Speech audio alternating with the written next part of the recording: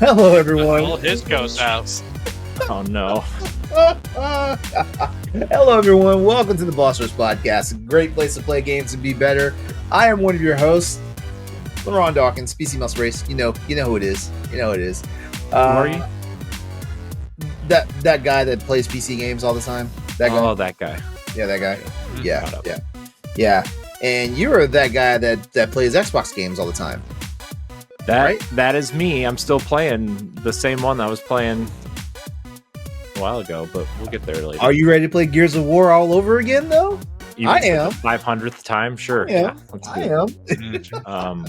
I'll give it a whirl. Maybe I'll play it on the Xbox Ally this time. I've never played it in a handheld before. It's supposed to be. It's give it a grind if you catch my drift. Yeah.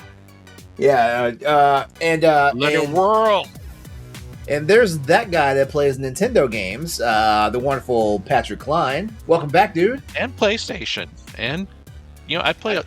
I know you play it all. Play it. You play it all, actually. I am a non-discriminatory gamer, except for mobile. Yeah, you give Ed a run for his money sometimes. I try. Sometimes. Let's not get carried away. Yeah. Listen, Ed's in the drive-thru at Taco Bell ordering like $30 worth of food, playing games somehow. Yeah. So welcome back to the show, guys. It's great to have you here. How's y'all's last week been? Oh boy, it's been busy. That's a word for it. It's been busy. It's been a little bit hectic, but overall it's been okay. Mm-hmm. But yeah, I don't know. I'm feeling a certain way, LeRon. You know what I mean?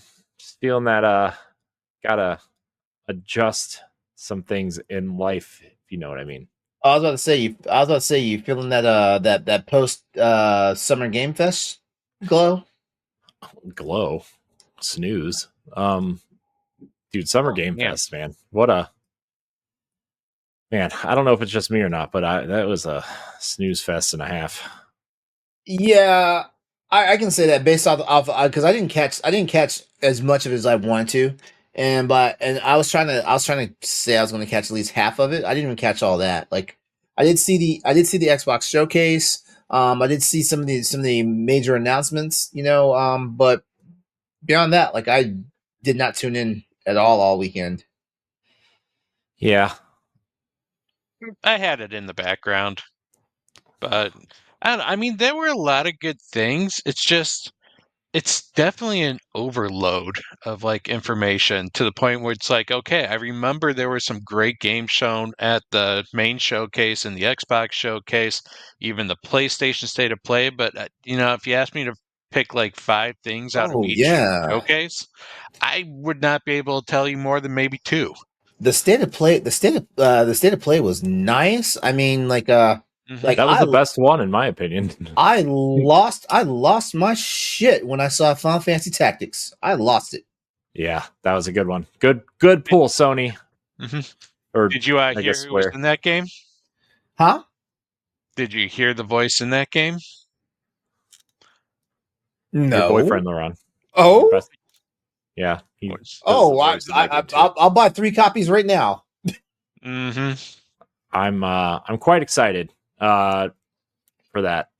I know, LeRon, you're the one known to love this game, but I can't wait for this game either. I love some Final Fantasy Tactics. Yeah. It's a good one. It's the OG. I mean, not really, but sort of. Might as well be. Yeah. It is the OG because it has the OG. Well, I just want to play it. I meant like there's Tactics Ogre and obviously the original Fire Emblem on Famicom, but I mean this is the game that made it put it on the map. Yeah, I just want to know what they're going to do new because War of the Lions added some new stuff into it. So I wonder what they're going to do for this. And that translation is also in this package, Yes. so, which is the best version so far. I don't know if they are doing anything new. I think it's just the Just a graphic the uplift. recolor, the graphic upload, the voices, and probably more quality of life things to Oh, make it wait, more wait, wait. accessible. Did I hear that right? All the dialogue is voiceover now, or is it still just the cutscenes? And by Probably. cutscenes, I don't just mean like the animated stuff. I'm talking about like the actual like say you beat a mission That's a good and question. the talking after I that. feel like this would be voice acted for The most of entire the game, yeah. except for yeah. I mean, That's a good question.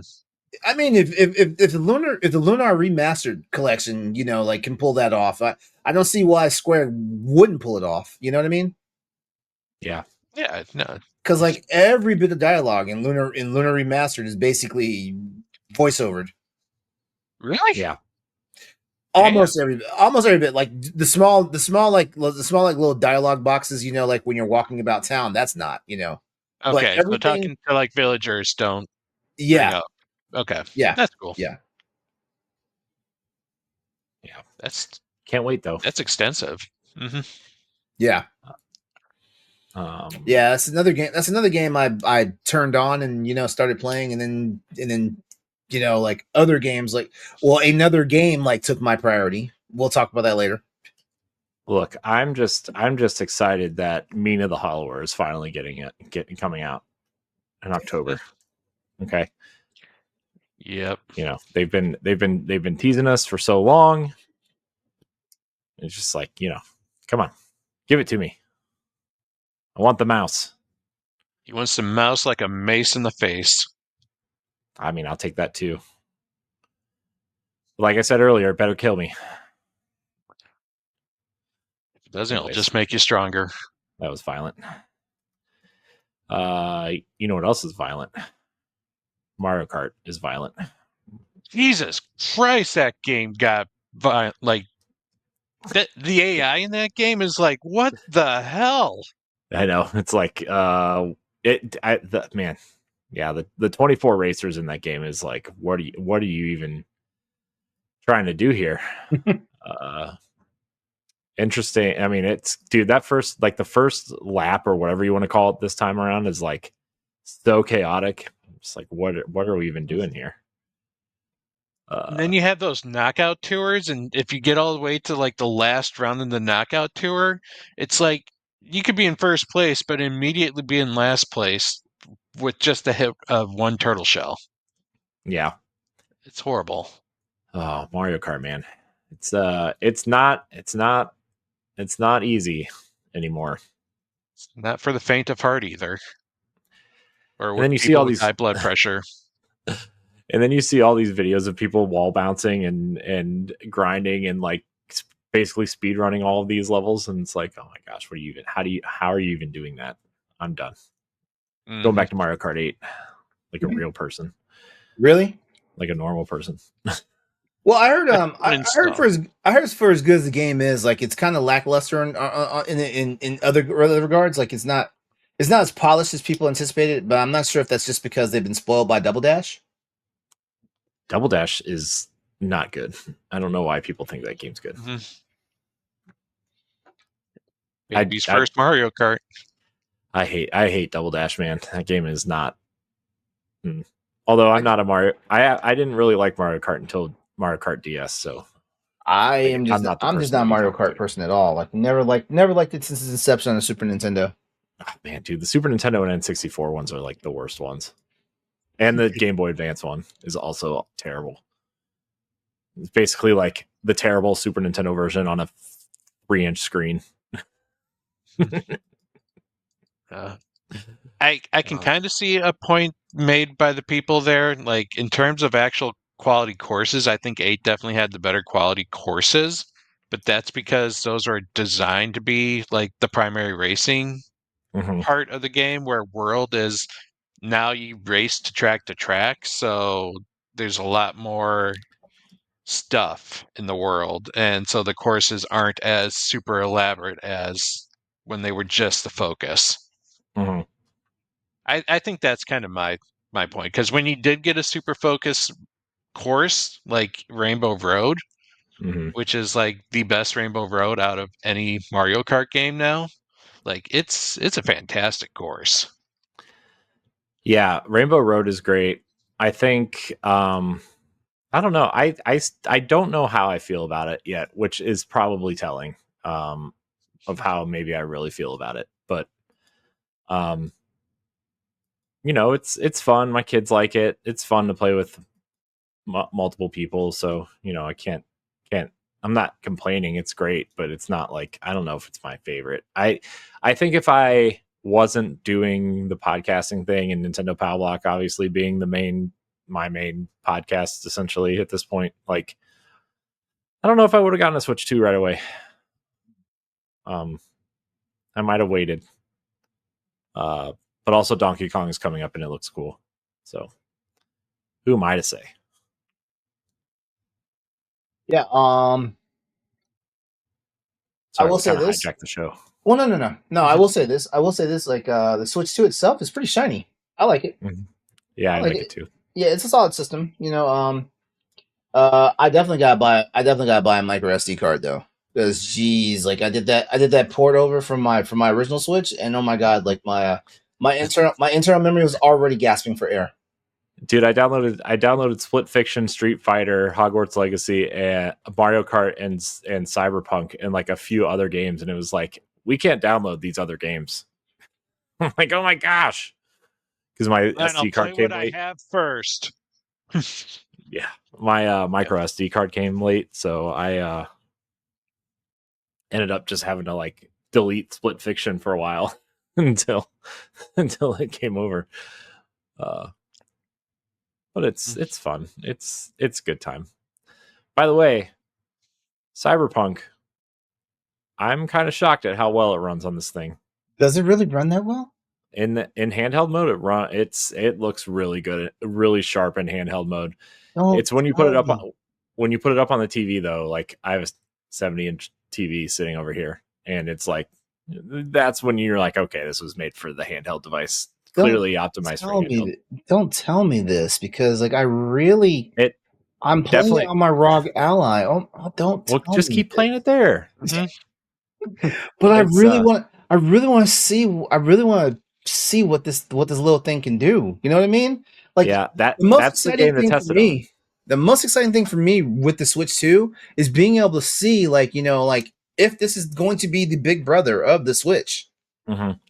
Yeah, it's weird, like playing like I don't want to say like a real game on it, but you know what I mean when I say that, right? It's like it's weird playing a real game on a Nintendo system for the first time in like I don't know 25 years. Mm-hmm. Cyberpunk, Street Fighter 6, Hogwarts Legacy, they run really well on this thing. I'm kind of impressed with the power of this thing. Yeah. I like the speeds that it's doing with some of the older games as well. Like I have Fantasy Life, and I got the Switch 2 version, and the load speeds are like 3 times faster on the Switch 2 version. And also played a little bit like Captain Toad, and it's like you can definitely see the upgrade from Switch 1 to Switch 2. Yeah. It's Zelda too. Zelda was, I mean, I popped Zelda on the TV and it was like instantly noticeable. Which is great. I've been wanting to replay Zelda for a while, and seems like this is time to do it, I think. So You using Zelda notes? I didn't play that much. I just ran around and kind of killed some stuff and rode around the world. I wanted to see it run at 60 frames a second and see if ray tracing was really happening. And still can't tell. HDR is happening though. That it is. Yeah, I've heard people have been really impressed by the HDR on the Switch 2. Mm-hmm. Yeah, HDR though I think HDR is only in handheld mode though because of the way the dock outputs. Yeah. There's rumors that Nintendo is going to pump out an update firmware Yeah. update. Yeah, I'm sure they just wanted the thing to work at first. So, Yeah. but yeah, it's a great little console. I'm very, very happy with it. It's funny because on Nintendo Power Block, if you listen to it this week, I complained that Disney Dreamlight Valley ran like crap on it. And there was an update literally the day after we recorded the episode. Not a Switch 2 update, but just like a quality of life update for the Switch specifically, and now it runs fine. Now you have to redact your statement. I'm still not going to redact my statement. It still runs like crap, but that's just the game in general. It runs bad. It doesn't run very well on Xbox either. So just play it on your original Switch then. No.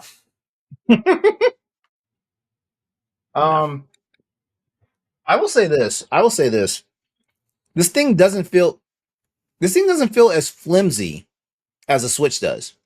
No, it feels like a real tech device. Yeah. It almost it's funny. I was telling who was I talking to? It must have been Ed. I feel like I was telling my wife, but she wouldn't understand, so it must not have been her. That it feels like going from the Wii U gamepad to the Switch is how going from the Switch to the Switch 2 feels. Like it feels like a real device that adults use. The only thing is like I like the Pro controller has the white sticks, right? Like the white sticks under the black, like the black. What do you call them? I don't know. Knobs? Yeah, sure. For lack of better terms, yeah. And I kind of wish the Joy-Cons were white as well instead of the red and the blue. I'm not really complaining, but it would be nice. Can't wait for them to sell different colors for $90 a piece. Only have the little pat or stick part be the color though. Yep. Don't worry. Metroid comes out soon, and so does Pokemon and Hyrule Warriors. I'm sure you'll get at least one of those 3 games will have some sort of special edition Joy-Cons or dock or. What's the date for Prime 4? I don't know yet. This fall. My guess is October. No, that's Pokemon. Oh, Pokemon's right? October. So I'd say November or September. That might be my first. That might be my first real purchase because I'm going to get the I'm going to get the Breath of the Wild like update. I'm gonna spend the money for that. What's the August game? Because July is Donkey Kong. Let's go to Game Informer. Let's see what Game Informer says. I think people think it's going to be the roller basketball one, but I don't think they have an official August. Game Informer has a Switch 2 article that has all of the release dates on it. Switch 2, nope, that's Switch 2 review. Nintendo Switch 2 game release schedule. All right, August, Madden, Kirby and the Forgotten Land, and that expansion. That's right. That'll actually be pretty nice. Yeah, I wonder when Kirby Air Riders is coming out. I will say next year. Early. There's so many games coming out, man. Dude, September. I'm going to cry in September because if it's Metroid, it's going to be Star Wars Outlaws, Final Fantasy Tactics, and Metroid Prime 4 all in September. Yeah. For Switch 2. And I've been waiting for Star Wars Outlaws to go on sale, but then they announced it for Switch 2, and I'm like, I'm just going to wait for Switch 2. Because why the hell not at this point? Man. I'm actually shocked. I'm actually shocked at how many games are out for this thing already. I just keep forgetting.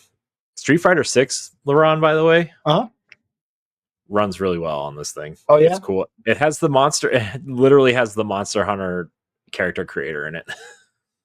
Oh yeah, for the for your world tour mode or whatever they call it. Yeah. Yeah. Just to get this out of the way, I just want to let everyone know that this is the Boss Rush Podcast, the flagship Get it out of the podcast way. of the Boss Rush Media and the Boss Rush Network. We record each and every episode live here on Twitch, YouTube, and X/Twitter every Tuesday night. So please come hang out with us and be part of the conversation in our live chats. Also, give us a follow while you're there. If you'd like to support the Boss Rush, you can check out our Patreon at patreon.com/Boss Rush Network, where you can gain early exclusive access to content like the Boss Rush Podcast Patreon pre-show and expansion pass. You can also become a Patreon producer there and do much, much more. As always, if you can't support us financially or join us live during the show, your listenership and your viewership is more than enough for us. So please subscribe to us on YouTube at Boss Rush and hit the notification bell so you don't miss a single episode. If you're listening on Apple Podcasts or Spotify, consider leaving us a 5-star rating and a review or a comment. It will help with discoverability and our growth. New episodes post every Thursday morning on podcast apps, YouTube, and our website, which is over at bossrush.net. Still there. All right. Yep. All right. So, gentlemen, what are we doing tonight? How are we getting this rolling? Hey, Sam Hall. Like a I see you out there. I see you out there in the chat. How you doing tonight, man? I don't know, LeRon. Who's starting? Who is starting? You know what? Pat hasn't been here in a while. I was about to say, let's give Pat the honorary position. You have the pole position, sir. I have the pole position. Yep. Assume the position. Assume the position on the pole. Okay. Are we gonna do the Superman upside down with okay. Make sure her legs are split open. Oh God. Woo! Money shot. And speaking about money shots, let's talk about that Switch tour. It'll be $10, please. Yeah. The Nintendo Switch World Tour. It's they really did a terrible job of presenting this thing at the Direct, because it is much more than just walk around the top of a Switch 2 and watch a little ball go across the screen 30 frames a second. Yes, but it does have those. And I mean, yeah, not only do you get to walk on top of the Switch 2, you get to ice skate on top of the Switch 2. Ooh. Yeah. Even better. Because it's shiny. Shiny, he says. Yep. But originally when the Switch came out with announcing this, or when Nintendo announced this, they announced that this would be $10. And that had a lot of consumers up in arms that this should have been a free game, that, Sony put out Astro's Playroom, which kind of almost does the exact same thing, or at least that's the argument, for the PlayStation 5, and that one was free. But then Nintendo, of course, says, technically, we put a lot of work into this, and, we shouldn't really have this be for free. We should earn something for this. And so they put a price tag of $10. But still, people like to complain and say $10 is too much.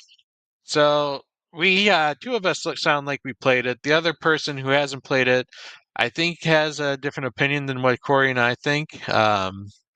So what do you guys think? Do you guys think that this should have been something that's free, or is $10 too much to ask for this game? Tech demo? In all seriousness, because I kind of joked about this in the pre-show. In all seriousness, I don't really feel like it need. I don't feel like it need to be free in my personal opinion. Like, I get, even though it is a glorified tech demo that's disguised as, like a small game packed with a whole bunch of mini games and stuff like that. At this point, there's enough content in here that they could have easily asked for $20 or $30. Yeah, I mean, they could have probably done that, and then people would have complained, and then everybody wouldn't remember 1-2 Switch. That was $60. Yeah. And then they released a sequel. Everybody 1-2 Switch. Yeah. But yeah, I mean, I understand that if this was the game that they marketed to us, then sure, maybe it should have been a pack-in, right? But this is more of like this kind of reminds me of that Clubhouse games that they sold for a while, where it has just like a bunch of different mini games and demos to try and all these other things, right? And so, I mean, I think $10 is a fair price for this thing. It's to me, it's a situation where people just don't want to pay for things, essentially. Yeah. And I understand everybody has a limited amount of money, but that doesn't mean you get to own everything or have everything either, right? Like, you know, we're all fortunate enough to even own the system and kind of have all these things that we kind of want or, you know, have eventually. And I understand that a lot of people may not be in that situation, but that doesn't mean you can, you know. And again, this isn't everybody, but you know, the loud, obnoxious internet, you know. So, yeah. I mean, that's my opinion. I think this game is interesting and cool, and you know, kind of teaches you things that maybe you don't even know about the system too. So. No, I fully agree with you there. For me, like I'm probably the biggest tech idiot out of all three of us. So when you tell me things like 60 frames, 120 frames, or like what's the difference Here we between go. like hertz and pixels, and you know what? This game is actually teaching me and showing me what the difference is on some of these.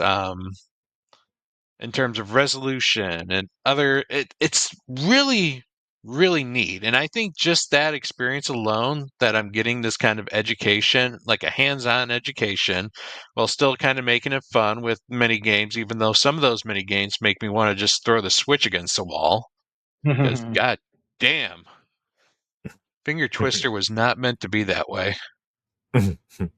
Yeah. Jeez. I like I've been learning a lot, and it's really cool to see just all the little intricate details that they put into the Switch.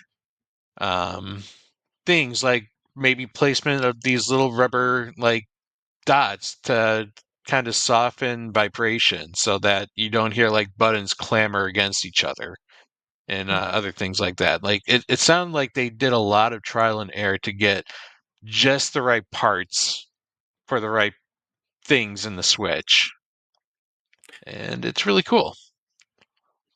Yeah, I remember the rumble specifically on Switch 1, especially for certain game, like third party games specifically. It was like I was like, oh my gosh, this thing needs to calm down.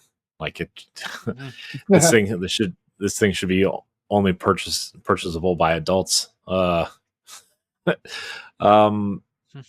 yeah, I think the device overall is a really nice device, and I think that this package kind of teaches you about, you know, what's going on inside of it, and that's cool. You know, I think, you know, for people who don't understand tech or understand resolution or frame rates or anything like that, like this really helps, you know, refresh rates. And I really think the ball, watching it bounce back and forth right at different frame rates, is really like that really shows you about frame rates, and it's kind of neat. And like, I mean, I know I can definitely tell the difference between 30 and 60. 60 and 120, it's a little bit harder for me, but Yeah. Same.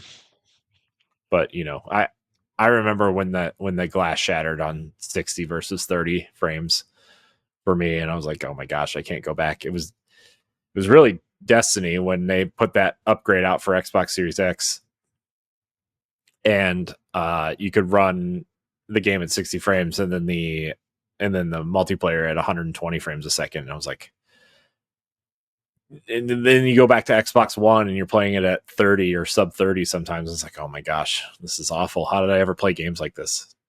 How did I ever play the games like this? And Yeah. I had that same notion with Expedition 33 recently, actually, because it starts you out in quality mode, essentially, and it was running at 30 frames. And plus, it had that nasty film grain and motion blur on. I was like, "Oh my gosh, this just feels awful. This looks awful." I was like, "How are people playing this?" And I was like, "Please have a performance mode." And I went in and had performance mode, and I turned all the extra garbage off, and it was like, "Oh man, it's so much better." I'd rather see these characters blurrier and fly around at 60 frames a second than see Gustav's mustache at 30 frames but 4K, so yeah, I think Welcome to Her I think a lot of people should maybe check, especially if you're a non-gamer, like a casual gamer, or like somebody who's thinking about picking this thing up because you want to get back into games or something, and maybe you haven't been around for a while or missed certain things, right? Like, I think this would really help people get back into games and showing them what's changed or what's new or what's cool about the tech these days. So yeah. And plus, honestly, $10 is not a lot in our economy these days. $10 is like a cheap meal at McDonald's now. I was about to say, you can get some fast food, or you can get this. Look, if you're a real fan, you'll pay $10. Oh, God damn no! you! Oh no! Oh no! Not only that, you're going to buy the Mr. accessories as Pittsburgh, well. sit down. Sit down. Borderlands 4 coming to Switch 2. If you're a real fan, you'll buy it at $80. Yeah. So ultimately, I don't think this is a big deal. It's not a big deal to where people should be going and crying about it on forums. I get it though, because like for a game as simplistic like this, like, I don't know. If we stack it up to indie games that are either that same price or like twice the price of it and stuff like that, like, should it have been a pack-in title? I don't know. Mm-hmm. Yeah, I mean, if anything should have been a pack-in title, it should have been that wheelchair basketball game, I think. Drag X Drive. Although it's called Drag and Drive, but there's an X in there, so I don't know. I don't know anymore, man. Japan can't make up its mind. Like most times either X or cross, and they want to be funny and say and this time, who knows. Yeah. By the way, Pat, I heard somebody call Xenoblade Chronicles X the other day Xenoblade Chronicles Cross. I've heard that before too, actually. Weird. I'm like, they literally say X in the direct. Like, it's X guy. It's I mean, if you played Astrobot, they call it the cross dimension, not the X dimension. So it's almost like, that's a play on Americans and their Z, and how everyone else calls it is Z. Zed, yeah. Mm-hmm. Well, I also think the cross dimension is also a play on like, the actual the X button on the PlayStation was always referred to as the cross button. Mm-hmm. That's why my old PlayStation show is called Crossroads. Yeah, and I think everybody just got used to calling it X because it's an X, right? And like, but all the manuals say cross, or like the like the books that come with your console, cross button. Yeah. Weird. Sometimes you just want to smash that button like your X. Oh, jeez. No comment. Not getting me in trouble, Pat. Anyways. All right. So there it is. Sound off either in our chat or hit us up over in the comment section of this show once it's available. Let us know what you guys are thinking. Let us know how you feel about like the whole $10 price tag on this game. Like I said, I feel like it's not that big of a deal. But who am I? I'm not even a true Nintendo gamer, so what do I know? Not a real gamer, LeRon. You heard it here first. I'm a real PC gamer. Anyway. All right. We're gonna go ahead and move on to our next topic, what should be our next topic? Anyone? Bueller? You know what, LeRon? Mhm. Why don't you go next? Okay. All right. Well, this will be kind of fun. So the head of the Sonic team, Takashi Iizuka, recently urged fans to pause before spreading leaks, warning that exposing unannounced game content doesn't just spoil surprises, but could also derail entire licensing deals. If you don't know, this is all coming after. This is all coming after early footage for Sonic Racing Crossworlds. It's Cross, Crossworlds was revealed that had hidden collaborators like Hatsune Miku and Minecraft characters ahead of schedule. So yeah, let's just talk about the fallout of leaks and this whole thing about when spoilers harm more than just the excitement. So basically, for just a little more, just expand on this just a little bit more. Izuka emphasizes that leaks disrupt carefully orchestrated marketing plans and can jeopardize licensing partnerships. This is not the first time we've heard that argument before about this, because what was the like if we look at all the leaks that happened, like what was that, the one big leak, The Nvidia leak. Yeah, the Nvidia leak. Yeah. Mm-hmm. Yeah, There's that's only one more game. Only one more game on that leak that hasn't been revealed yet. What's left? The Final Fantasy IX remake. Final Fantasy Tactics was one of the ones that people were, had on that. It's so funny because God of War PC and Kingdom Hearts 4 were on that list, and everybody's like, they're not making those. Those were like some of the first ones that came out. Yeah. Yeah. So publishers work meticulously to stage like the announcements for maximum impact. And unexpected leaks can really upset that balance. Furthermore, when licensed content is prematurely exposed, it can anger external partners and threaten or cancel like collaborations. Yeah, because remember when Dorito? Wait, was Doritos? No. The Halo Infinite. Mm-hmm. Was it Doritos or was it somebody else? No, it was Doritos. It was Doritos. Yeah. Like, did they pull out, or did they threaten like legal action?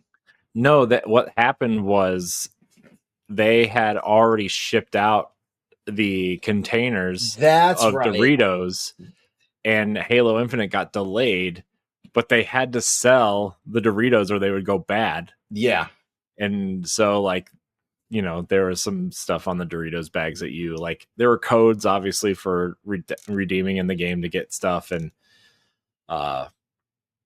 there's some other Halo. I don't remember exactly what was on there that was spoilery or whatever, but they had to sell the Doritos. They were going to go bad. Okay, so not so much a leak, but definitely hurt like marketing and merchandising on that one. Yeah, I mean, Call of Duty gets leaked every year because a lot of NBA players go play it early before the NBA finals, and then they all wear the Call of Duty hats that they got at the event. And I mean, that's probably planned leak, right? But the Insomniac leak too was like a pretty big one. Oh, that was recently. A big deal. Yeah. 10 years of Insomniac games, so 2.5. Yeah.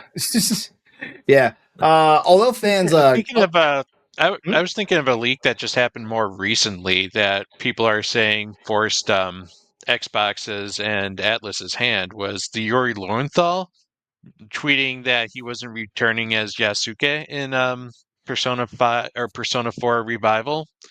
And then people are saying the reason why the Persona 4 trailer looked so lackluster was that Atlas had to throw something together, to, I guess, mitigate the fact, like, yeah, it exists. Here it is. We'll show you some quick little screenshots and say absolutely nothing but the title of this game.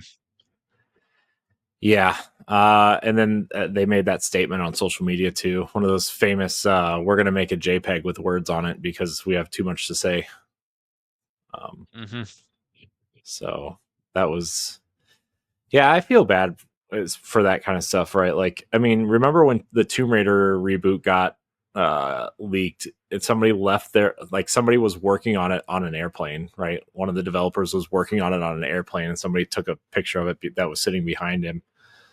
And then something else got leaked. Something Destiny related got leaked because they left the portfolio at the bar they were talking at. That is terrible. Uh, You guys remember when Randy Pitchford left a flash drive? I was Yes. just thinking that too. Yeah, I remember that.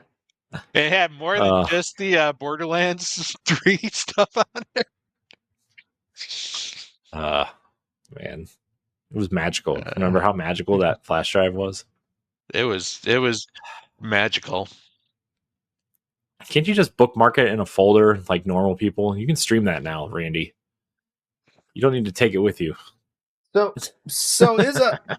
our game leaks as really as harmless as people think they are. You know, like because I mean, I've gotten to a point. It depends on what leaks they are. Right, like if it's story leaks and like spoilery leaks, like The Last of Us, like when The Last of Us Part 2 came out and all those things started coming out about Abby and the other person in the game that's like Joel's death got spoiled, and like a lot of stuff started getting spoiled from that game. Those leaks hurt the game for me. I still have to this day have never played Last of Us Part 2. Yeah, it's I bought the game, but I've never turned it on. Yeah, like those types of spoilers are like, come on, that's too far. But like, if like Ryan, can't you wait till you can play it on an Xbox? Oh yeah, you can play it on an Xbox soon, right? Like, yeah. Oh man, that's funny. I swear, Microsoft has gotten downright insidious.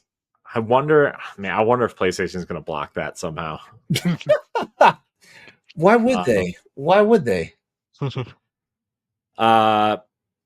Petty. But if it's like 10 seconds of a trailer on a cell phone side camera, right? Like, okay, whatever. Sure. I think it just gets people excited, and some of these other leaks that are kind of coming out around, like, Assassin's Creed gets leaked every year, right? But does it? It's like, oh, it's a samurai character. Okay. Mm-hmm. I remember Assassin's Creed 3 got leaked pretty hard, but like that was really cool because we never really had a game set in the American Revolution before. So, dude, didn't the lid get blown off of Mass Effect 3? Did it? I feel like there was something going on with Mass Effect 3 before it actually was available. Maybe. Oh, you know what happened? Remember when they released that multiplayer beta for it? Mm-hmm. And people were data mining the beta to get things out of that. Yeah, that's right. Yeah. Those are the worst data mining stuff. That's like the big issue with Destiny right now is everything gets leaked beforehand because they have to put it in the game and then it gets data mined. And then people leak the data mining. So everything all right, LeRon? Yeah. Okay. Yeah, hopefully we don't have a repeat of the last episode. Yeah. Yeah, everything in Destiny gets leaked way ahead of time. Like all the next expansion supposedly is already leaked online. I mean, because it's all been data mined. If y'all want to leak crap, throw me a bone. Leak some Monster Hunter stuff out. What do you want them to leak? A new monster? I would like. Well, I'm pretty sure like the leak of all leaks would be if a new weapon type shows up. Because there's been 14 weapon types in Monster Hunter since Monster Hunter 4. And so everybody wants a new weapon type, but in my opinion, I feel like 14 is more than enough. No, you need nunchucks. Put some nunchucks in there, dude, with giant sickles on the end. But what are those sticks? The nightstick things? Oh, the tonfas. Tonfas. Yeah. Tonfas. Well, tonfas were in like in Monster Hunter Frontier, which was an all PC version back in the day. You know what? Give me Knuckles. Let me punch a monster to death. That's what I want. Like gauntlets or just like Akuma. Just like the Akuma preview. Yeah. Well, no, the Akuma thing it's a real thing. Like you because since that expansion, well, not expansion, since that add-on came out, like you can actually bare hand, which is kind of fun. But I'm also like, you know what? I carry around big swords for a reason. Big swords. Like I like the dual wielding. Oh yeah, the dual blades. Mm-hmm. That's a stylish weapon. Yeah, I'm a stylish person. I like to change things up with my change blade. Oh yeah, the charge blade or switch axe. Which one? Oh, sorry, charge blade. The charge blade. Okay. I like to change things up by switching games. Yeah, because the charge blade and the switch axe are the two convertible weapons in the game, and they're fun. Like to fill up my vials and then just unleash them onto the world. Yeah. I got one question for you guys before I actually close out this topic. With the leaks, well, we always know that, you know, like the developers and of course like shareholders and stuff are always going to get a little bent out of shape and stuff like that. But should they really get that torp about it? Because like it's the nature of the beast. Like from day one, when something gets announced, like there's always going to be the possibility of a leak. Hollywood's seen it, you know, like the music industry's seen it, you know, like hell, even like literature's seen it. You know, like people start writing drafts of books, and you know, like someone leaks like main plot and synopsis of these books before, like, you know, they're even out. I guarantee you, people are going to know what the final Game of Thrones book is about before it actually gets finished. That's if it gets finished. Yeah. I know, because you said a thing like George R.R. Martin's already talking about his next project. It's like, dude, you have another project to go. No, I mean, I feel bad because a lot of people have worked really hard to get these presentations, you know, and like to make these games, and then someone else who just, you know, hacks into or data mines a system comes out and it's like, this game has this, and you know, now all the hard work that the creators put into it are, you know, it's ruined. Yeah. Now it won't have as much of an impact. Yeah. That is the one thing, right? Is I do feel bad for the devs. But it's, I mean, the way everything is just it's available, right? Like, I mean, it only takes one slip up to have everything kind of out there. Yeah. So, it's funny. I was actually like, not that this was a leak, but I was actually trying to avoid being online while I was playing Expedition 33 because I didn't want any of it spoiled for me. Like, oh man, I really that game would spoil. Yeah, that game can spoil you if you look in the wrong direction. I mean, even if you look in the right direction, the Expedition 33 Twitter account like tweets out stuff all the time. Not spoilers, but like even if I saw a picture of someone from the game, I was like, nope. Scroll, close your eyes, scroll. I beat it now, but it's funny. I beat it and I'm on New Game Plus now, but like I still scroll past stuff because I just don't want to be spoiled or ruined. That's the crazy thing with me. Like I'm chronically online, so it's getting it's super hard for me to like to be able to like just completely miss like rumors and leaks now. Yeah. Which is honestly why, like, Corey, for the longest time, I was like, nope, I don't believe you when you were talking about this Final Fantasy Tactics remake. Yeah. Well, remaster is more like it, you know. Yeah. A remake would be nice. Let's be honest. They just zoom the camera out and smudge some Vaseline on it and call it a day. I mean, but Square Enix, if you guys want to throw me another bone, you know, like remaster, remake Vagrant Story. Give me Vagrant Story. Give me Xenogears, and give me you know, people would be happy with Chrono Trigger, right? So just give me those. Everybody will be happy. Well, there was a big rumor that Chrono Trigger was going to get released this summer. I know. I mean, not released. I'm sorry. At least announced this summer. Gamescom. Oh, yeah. The one of the creative directors. One of the creative directors made a comment about it, and it was mistranslated into the wrong thing, and people thought he was talking about a remake. I bet something gets announced at Tokyo. I bet something gets announced at Tokyo Game Show. I think it's Chrono Trigger's 30th anniversary this year. Now that I think about it's gonna be, it's going to be interesting. This year or is it next year? I think it's this year because I thought, again, like a website posted the Chrono Trigger title page, and people were freaking out about that. Hmm. Anniversary. Yeah, it turns 30 this year. Well, Actually, just past 30 years. It was in March. man, Very true. these Yeah. games, man, they are getting I would Gears of War. Gears of War is 20 years old next year. I'm like, that is a new franchise. Is it though? I mean, it's still like in my mind, like it's like you talk about a Link to the Past versus Gears of War, and it's like they're closer in age than how old Gears of War is now. It's like, oh my gosh, just make it stop. All right, well, we can go ahead and wrap this topic up. No. Okay.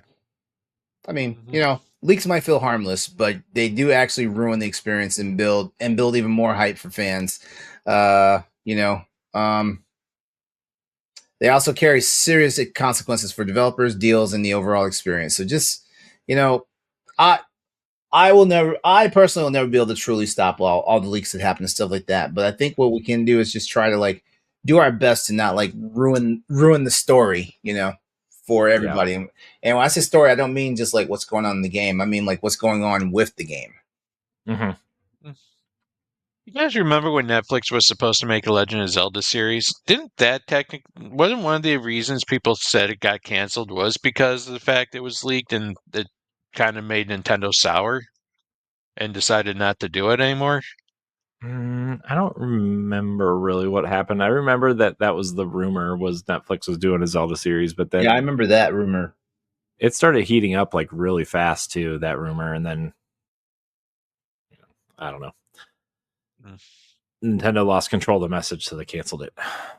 Yep. Yeah. And now it's going to be an awesome movie that also produced by Sony, and delayed. The main producer on that did the entire Spider-Man villain run. That's the producer on this. Oh, geez. and Madam Web. So what could go wrong? I don't know. He also did Spider-Man 2. There's a good one in there. He also did Spider-Verse, so I guess you could throw that in there too. Oh, well, Into the Spider-Verse, those movies are great. I heard they're good. I've never watched them. You never watched them? Oh, man. Are you surprised, LeRon? Well, I am actually surprised because I feel like those are right in your wheelhouse, and they're current. And they're current. He does kind of have a point. You have a son that would enjoy that. Yeah, he doesn't. He only likes the Spidey. His kid's all about Power Rangers. Yeah, my kid's all about Power Rangers now. Pat, you haven't been here in a while. My son's all about Power Rangers now. Cool. Yeah. But I was gonna say something to you, LeRon. Now I forget. Oh, speaking of the Zelda movie, the more and more I watch Hunter Schafer acting, the more and more I'm on board. I think she could do it. Mm-hmm. Stamp of approval. I have nothing against it. If they want Hunter Schafer, I say they get Hunter Schafer. I guess I really need to sit down and watch Euphoria. I watched Hunger Games clips. I felt like that was closer. She was in the newer Hunger Games though, what is it, the fifth one? Is it technically the fifth one? Or is it just a prequel? Songbirds and Serpents, Snakes, whatever it's called. Yeah. Anyways, you know what I did watch, LeRon? What's that? Captain America: Brave New World. What did you think? Did you enjoy it? It was fun. I liked it. It was fun. Yeah, it was fun, wasn't it? Yeah, I really liked it. Still need to see that one. It's on Disney Plus. Cool. That was what I was waiting for. Thunderbolts comes to Disney Plus soon too, I hear. That one I did see in theaters. I didn't see that one in theaters. Good. As a matter of fact, I haven't seen a Marvel project in theaters in a while, but and I thought I was going to see Fantastic Four when it comes out, but I saw the trailer for it yesterday when I went and saw Mission Impossible, and I didn't Mhm. like what I saw. Like I wasn't I've heard expecting a film noir style. I wasn't expecting that. I've heard people are raving about Galactus, though. They say that they had done Galactus justice in this movie. Mm. It's the Fortnite version of Galactus. Did you hear that? No, I didn't. Yeah, they took the Marvel event that happened a couple years ago. They took direct inspiration from that Galactus. In case anybody cared, I don't care. I don't care about the Fantastic Four. I kind of care for my comic book roots. I kind of care, but at the same time, I was like, man, like, did y'all have to do this? And I'm not spoiling any of it at all. So, like, if you guys want to know anything what I'm talking about, just go find the trailer and watch it. I've also heard he's kind of Lovecraftian. This new Fantastic Four feels kind of Lovecraftian. That I don't know if I got that off of the trailer, but it's a different thing. Like it's different. It's different for what Marvel's done lately. Look, the only period piece I want to see now is either Captain America doing the whole returning the Infinity Stones thing and going back to the 40s, or a World War II movie where he fights Wolverine. I'd watch that. Mhm. It's possible now. Anyways, yeah, I'm not into Fantastic Four. I don't really care. I like Vanessa Kirby though. She's something. I've never seen her in anything, but She's she seems something. nice. She seems very nice, especially around Pascal. Wait, you didn't watch Mission Impossible: Dead Reckoning? I've only seen one Mission Impossible movie, and I can't tell you which one it is. Okay. I've seen one more than no, I guess I technically seen Well, you two, didn't- but I don't remember anything about two. You didn't see Hobbs and Shaw? Me? No. Yeah, I did. he was in that. Oh, well, then I'm a big fan.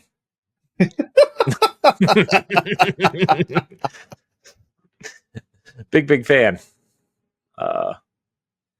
Man, Idris Elba would have made such a great James Bond. Yeah. I feel very angry that he never will be, it seems. Man. What do we guys think about that new James Bond? The game? Looks good. Looks fun. Mm-hmm. Oh, the game. That game looks amazing. As a matter of fact, I was like, man, this has the possibility of being the next Uncharted. I was That's what I was getting vibes of. Yeah. Yeah. I was a little thrown off by Zoomer Bond though, Generation Zoomer Bond, but you know, it's I don't know, it looks fun. I think it looks cool. Yeah. By the way, speaking of Bond, did you see that an announcement might be imminent? Well, I saw that Sarah Bond was looking really nice on Sunday. She always looks nice. She's gorgeous. Oh my god. I'm a big fan of that. She's gorgeous, and I know. and you know they definitely gave her the limelight this time as compared to like when she was at that conference last holiday. Oh man. Well, she's definitely going to take over once Phil's gone. Mm-hmm. Yeah. Which I think will be after the next console launch. But yeah, I'm a big fan as well, LeRon. Big fan. Yeah. I mean, you guys are talking about Sarah, but did you guys look at Phil? He looked like he lost weight. He lost weight. He's lost like 35 pounds. Yeah, he looks good too. He actually looked excited and not tired and beaten. Okay, I agree. The remember the rounds of interviews of shame that were going around a year and a half ago or whatever. Hey, he looks rejuvenated. Hey, I think this handheld has rejuvenated his spirits. Nadella had that hand up his backside. Maybe he's working closely with Sarah Bond. They're shaping it up together. Yeah, we shouldn't be talking about them like that, huh? Yeah, no, we shouldn't. That's mean. Or is it? Corey, you have a topic, don't you? I was talking about James Bond, and then I got sidetracked because you mentioned Sarah Bond, and then I got distracted. Did you see that the watch company that has sponsored every Bond since Timothy Dalton, and always reveals the Bond, always reveals the Bond before the actual reveal, seems to have revealed the next Bond. No. Yep. Seems to be Aaron Taylor Johnson. Wait, we're talking about Omega, right? You know, I have. Wait, there were rumors that he was being wooed for that. Mm-hmm. Yep. He has signed a contract with the watch company, and the first ad with him in it has come out, and he's wearing like a tuxedo shirt with no jacket, and people are very speculative. Well, I mean, they got their British guy. Yeah. If he's gonna be 007, they got their British guy. Yeah. They got their white guy, which I mean, this is a white guy I'm not complaining about. Like I still want justice for Quicksilver. I still think Henry Cavill would have made a good Bond too. Yeah, it's a beautiful Bond. He's still he's still young, right? Henry Cavill, they could get like 4 or 5 movies out of him. Maybe not 4. I don't. Sure, they could pump him out every 2 years. Tom Cruise has made 900 Mission Impossible movies. They can get 4 or 5 movies out of Henry Cavill. I mean, yeah. Tom Cruise is also crazy. I was digging Henry Cavill in The Man from U.N.C.L.E. Like, yeah, like that definitely, could have put him in the spotlight as a spy. I didn't see that movie either. Yep. You know what I did see, LeRon? And you're right. The dude's only 42 years old. Yeah, he's young. Yeah. Yeah, you put a movie out every 3 years, you can get 4 movies out of him. You'd be 54 by the time 4 movies come out every 3 years. Yep. Yeah, he'd be fine. Wait, Henry's 42? Yeah. 42 years old, yeah. He and I are the same age? Yeah, you're basically Henry Cavill. God damn, I'm Superman! You're white, nerdy, like video games? And I have glasses. Yeah. Secret identity. See? Look what happens if I take them off. Who am I? You're someone. I'm not Patrick anymore. Wait. There he is. Thank you. All right, let's talk about this this here handheld Xbox. This is what LeRon's been waiting for. Mm-hmm. He's chomping at the bit. Look, I know. Why must you tease me so? It's no fun if you get right to it, LeRon. Hey, I'm all about getting down to business. Why do we need foreplay? What's that for? Huh? For I don't know. It's you know who it's for, LeRon. Let's get down to it. You know who it's for. It's for the people. It's for the people who can't last. Okay, that's who it's for.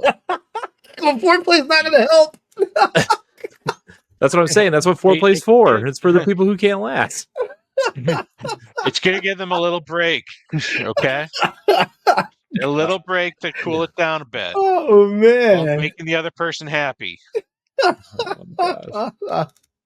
All right. So at the Xbox Summer Showcase, Xbox revealed that they are partnering with Asus and Republic of Gamers, or ROG for you nerds out there, to release an Xbox. Means.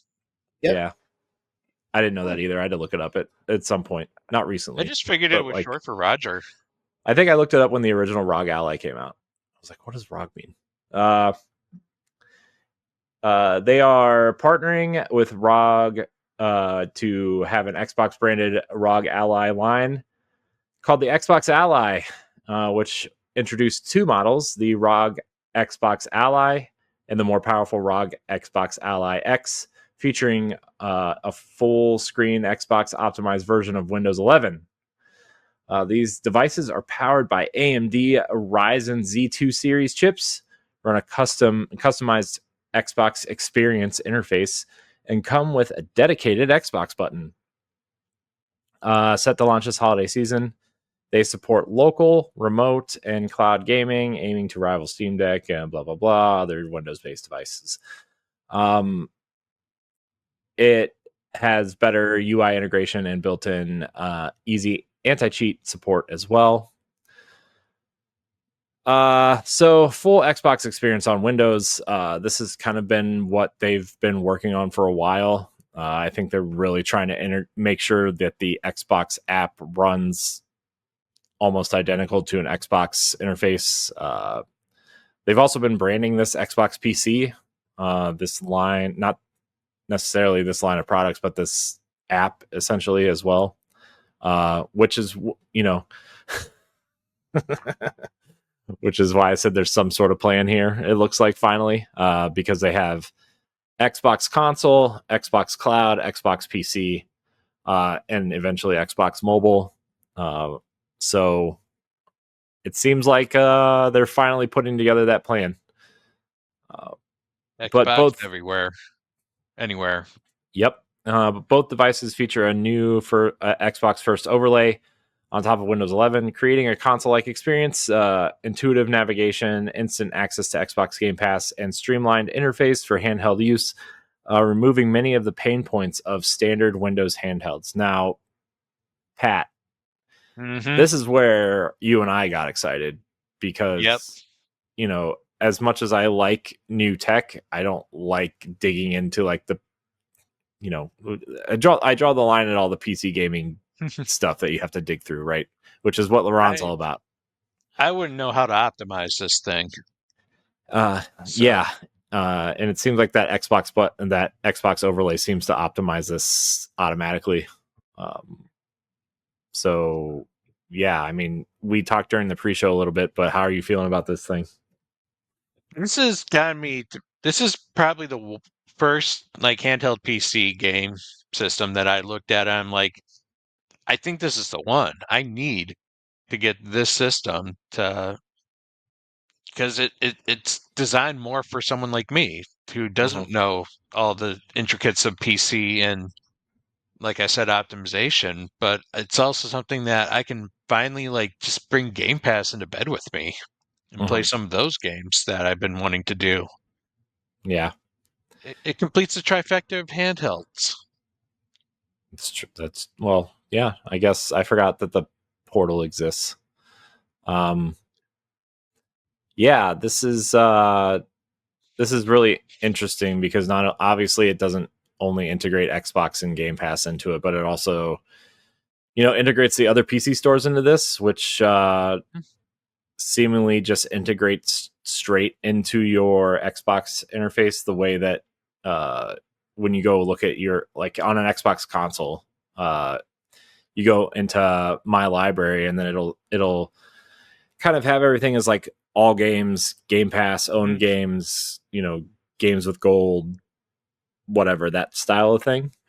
So it's basically going to be like tiles, and they're going to be tiles at the top. Yeah, like Steam library, Epic library, Blizzard, Battle.net will be one. I think that the Roblox launcher is also going to be on this thing as well, which is the first time it's been optimized for something like this. So that'll be big with children, I'm sure, and pedophiles everywhere. Stop it. Hey, it's not my fault 90 people just got arrested for child trafficking from Roblox, okay? I didn't do that. Where was I? Oh, and obviously, like the big thing all the Xbox fans are talking about is like, we can finally play PlayStation games on an Xbox. It's like, let's slow down a little bit. PlayStation puts their games on Steam, but like, it's not the same. Okay, it's not. There's always going to be some type of childish. There's always going to be some type of childish, like freaking like behavior, and stuff like that. Yeah, but I'm going to be honest though. This, for me personally, like with the announcement of Final Fantasy 7 and 7's coming to Switch and Xbox now, and 16 is on Xbox, and like Horizon and God of War are both on Steam, like this kind of gives me a reason to get rid of my Xbox or my PlayStation at this point, because I've been toying with the idea for a long time. I with some of the stuff coming to Switch, I was like, man, this might be the time. And now that this is happening, I was like, it is the time. So I don't care about a lot of PlayStation IPs, but the ones that I do kind of care about, at least a little bit, are on Steam. So Yeah, this might be the I'm happy for you, Corey, because I remember last year when Xbox started shifting to the all platform strategy. Like you were really losing your faith in Xbox, and it's like, why do I have this system anymore? And now they mentioned yeah the ROG Ally, and you're like, this is the system. This is what I want. yeah, and I think a lot of that frustration, not just from me but from fans in general, is because they have never spelled out the plan. It's always a Mhm. guessing game, and it's like, okay, well, what are you saving for Xbox? Because you said you're going to continue to try to keep exclusives, but then you put Gears of War out day and date, right? And then you put Indiana Jones out 3 months later, even though you fought the FTC that you're going to keep it exclusive because Sony had Spider-Man. And there's just like a lot of confusing messaging, and obviously a lot of the stuff is probably coming from higher up than Phil, right, at this point. But with their branding kind of coming together, with you know all the tendrils from Xbox, and them kind of really seemingly kind of pulling it together, it seems. I think a lot of this has restored faith in the Xbox fan base, Mm-hmm. and I think that's a good thing. Because I think the industry needs Xbox, not necessarily as a box, but as a competitor in the space.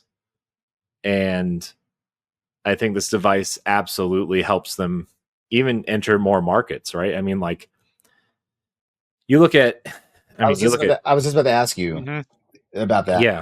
yeah. I mean, you look at some of these markets that are, Japan, for example. Not that this thing will be a huge hit in Japan, but like they're all about handheld gaming, right? I mean, PlayStation 5 doesn't even sell well over there, which is why Sony's exploring a handheld, right?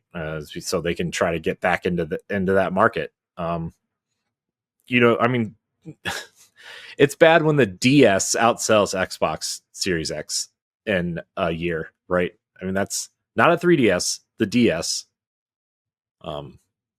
which I don't know why or how they still have those on sale, but here we are.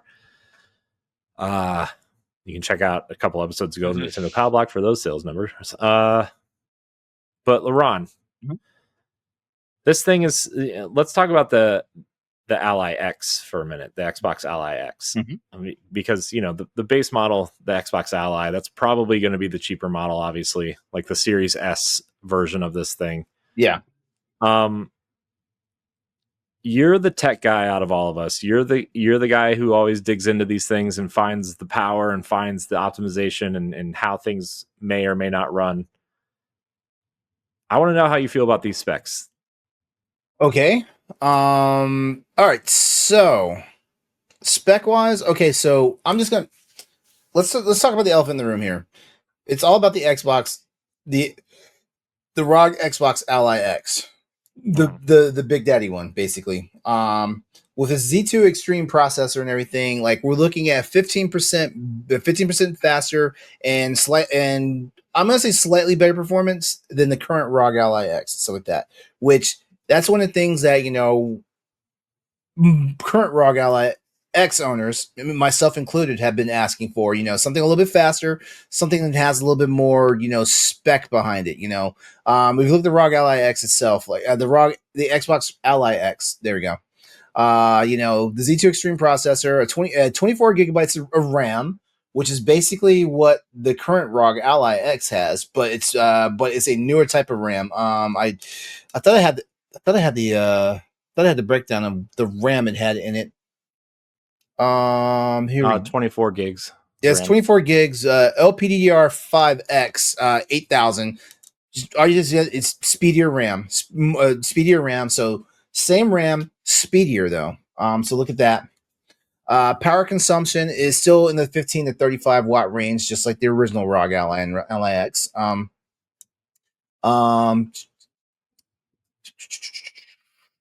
Crap, I'm losing it here.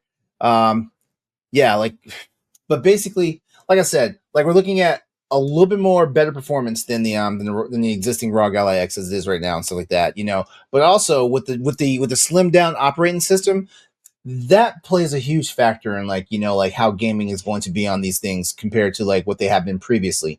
And when I say I've been previously, I also mean other PC handhelds that have the Z1 Extreme chip, the Lenovo Legion Go, for example.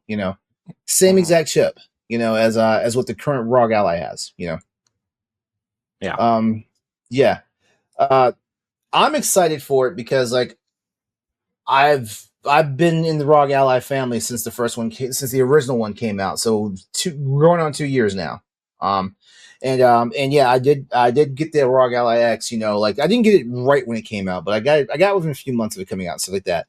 And I've been having a blast. And based off these specs I'm seeing, yeah, like could there have been a little bit more, or a little bit, like I feel like yes, I do, but I also feel like this is a good time and stuff like that.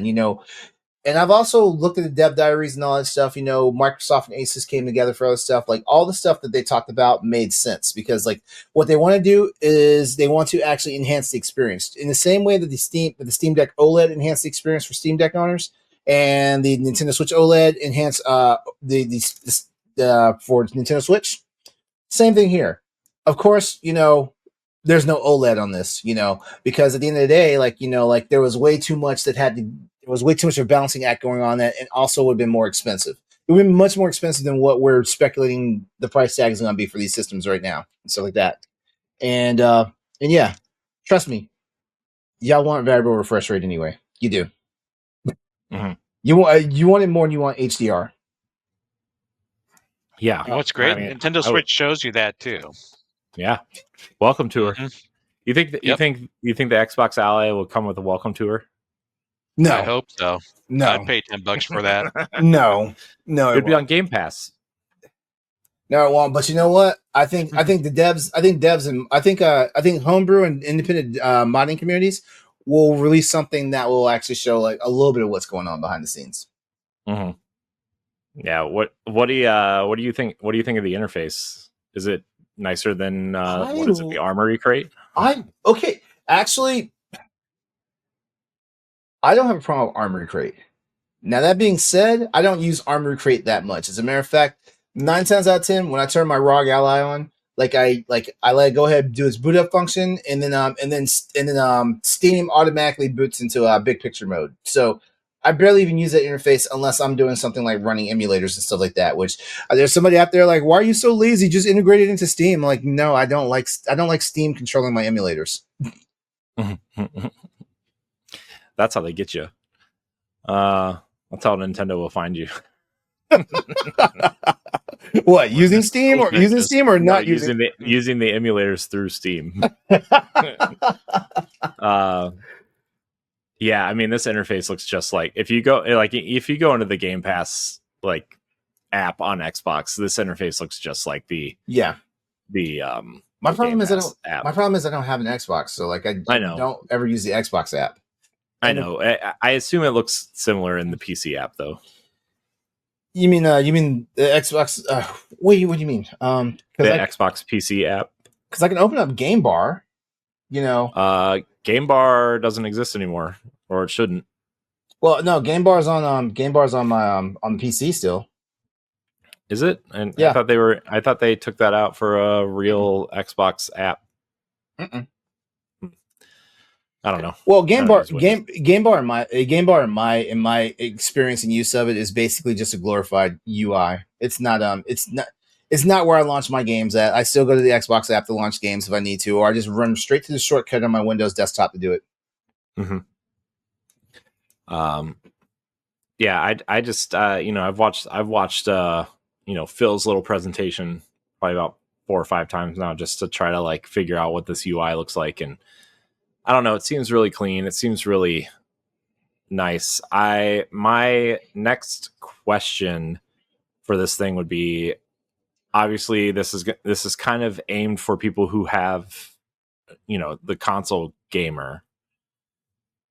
I wonder what I wonder how the backwards compatibility situation is going to affect this thing. Which obviously, Xbox 360 games and original Xbox games are not backwards compatible with PC, but they are trying. They've verbally said they are trying to get the digital versions of those games to be added to PC. It's the licensing that's causing the issues. Yeah. Which a lot of those games have been re-released or on Game Pass anyway, so it doesn't really matter. This was my argument for a Gears collection and a Fable collection, was to get those games off of 360, was to just up-res them and put them in a collection and put them out on modern hardware, and that way they'd be, you wouldn't have to really worry about it, because those are, out of all the major Xbox games, those are really like the only ones that haven't either been remastered or on some sort of service or on modern hardware, right? Is Gears, Fable, that's probably 13. A couple. Yeah. Oh, I was thinking Xbox first party, but yeah. Yeah. Yeah, but Final Fantasy 13 is on Steam though. So it's technically, yeah. I thought they were saying Xbox is the only place you can literally play one through or all the mainline ones now. On console. Okay, on console. Okay, yeah, makes sense. But anyways, regardless, like if they can figure that out, I think more people will be, more accepting of the whole Xbox PC merging, play anywhere type thing. But I think this thing looks nice. I was a little worried when those prototypes leaked and the handles made it look like a not a nice looking device. It looked gaudy in those leaks. It looked gaudy, but like after watching, because I watched a lot of different like some of my favorite YouTubers, like Retro Game Core, Linus Tech Tips, who else? Dave 2D. Like I watched a lot of them that actually had ETA Prime. Like I watched all of them with their hands-on stuff and everything, and I was like, you know what? It doesn't look that bad now. I see someone actually has it in their fucking hands. Yeah, it doesn't look that. And apparently, it's funny because I'm looking at buying like the D brand case for the Nintendo Switch 2. And one of the things about the D brand Ultra kit is it actually has like back grips for the Joy-Cons. And I was like, wait a minute. I was like, that's actually what I want for the ROG Ally. Yeah. So I don't think it's going to be a bad thing. No, I think it's going to be great. And I talked to some people who are at Summer Game Fest. It just looks weird. It just looks weird. Honestly, it looks like the ROG Ally has a butt. That's what it looks like. Yeah, I said it looks like a ROG Ally with love handles is what I said. Yeah, I think at some point. But that's right. I'm gonna love handling it. I'm gonna love handling it. I'll put it that way. I did talk to some people who are at Summer Game Fest. Cog and Luke Lore are there, and a couple of our other friends are there, and they all said that it feels like a natural progression of the Xbox controller. Like it feels like you're playing a handheld attached to an Xbox controller. Actually, someone else said it, and when they said it, I was like, yeah, I want one. They said, oh, it was Retro Gaming Core, like Russell from Retro Gaming Core. He was like, it's funny. It feels more like a DualSense controller in my hand. And as you said that, I was like, sold. I'm sold. Well, it does have the haptics stuff in it. Yeah. Which is funny considering Xbox gamers have been asking that for that in the normal controller for like, I don't know, 6-7 years now. Oh well, I don't care. I don't care about haptics, but teach their own, I guess. Anyways, I think this is a nice device. I don't really have much more to say about it at the moment, but I don't know. LeRon, this might be the gateway to PC gaming for me. This is how they're going to get me. We shall see. Yeah, I know. We'll see. We shall see. Because I mean, price too, though. Yeah. That's the other thing too. We need to wonder about pricing on this. Like, I feel like I'm going to get it no matter what. But we just have to see about pricing. Mm-hmm. Yeah, and I wonder how annualized this device is going to be too. Like obviously the ROG Ally has had a couple of units out within the same number of years at this point. But I don't see Xbox investing in that sort of cadence for this particular model. Like would a device every 2 or 3 years make sense? Would a I don't think they want. I don't think they want high powered gaming. And what I mean by that is, I don't think we're not getting an Xbox Series X in a handheld form. We're not getting a PlayStation 5 Pro in a handheld form. Right. No. I think this is why like Microsoft is going to fall back on the cloud for this stuff. Yeah, and if you really want that high powered gaming, you're going to play on console or on PC. Yeah. But also Asus, we know Asus is not going to rest on their laurels and stuff like that. So yeah, they will of course like team up with AMD to make more higher powered chips and stuff like that, and get something, As a matter of fact, AMD seems to be doing a lot more than Nvidia is doing these days as far as like pushing the graphics. Of course, yeah, Nvidia has like ray tracing and RTX technology and all that stuff, and AI, of course, but AMD has been going solid, with just the RDNA environment and all that stuff, which basically is a fancy term for like their own like AI and computational power and stuff like that.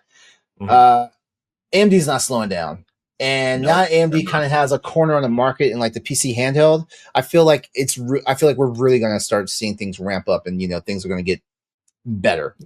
You're gonna be hearing a lot more about AMD. If you haven't already, in the near future. Yeah, I haven't heard enough. I guess I need to tickle my sources.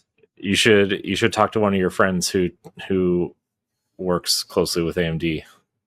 Okay, I'll shake that tree tomorrow morning. Next week would be better. Okay, next Thursday would be better. Okay, I'll take your word for it. I'm excited though. I'll put it like this: if you want raw power, Xbox integration, and flexibility, the Xbox Ally X is the better choice overall. Once it's released, it'll be your better choice. If you want simplicity, that's that good old Steam optimization and whatnot. If you're only worried about Steam and affordability, stick with your Steam Deck or just pick up a Steam Deck. Like hell, I might still plot $400 down for a Steam Deck real soon, sometime here. But I think I'm gonna get the Xbox Ally X first, though. Yeah. The big reason why I haven't gotten the Steam Deck at all yet is because Destiny is like a major thing for me. It's a major sticking point for me to play handheld, and you can't do that on the Steam Deck natively. So yeah. I just didn't really want to switch to a new library, I guess, or launcher in that sense. But like my profiles are on the PlayStation, it's on the Xbox, it's on Nintendo Switch. I don't really have anything achievement wise or stuff built on the Steam, so it's like I don't want to start up another platform to divide my time. But with this also being integrated into the Xbox, like I can play the things that come on Steam only, on the same system. It won't feel necessarily like I have to now move to a different system to play this stuff. It's connected to my Xbox. Yeah. And on that point too, like when I the nice thing about Destiny specifically is whatever platform you own it on, like if you buy the seasonal content, you own the seasonal content everywhere. And Destiny is free to play on Steam, so like I can just, even if the Xbox version isn't compatible with this, the Steam version will be. So I can just continue my progress with the Steam version and not have any problems.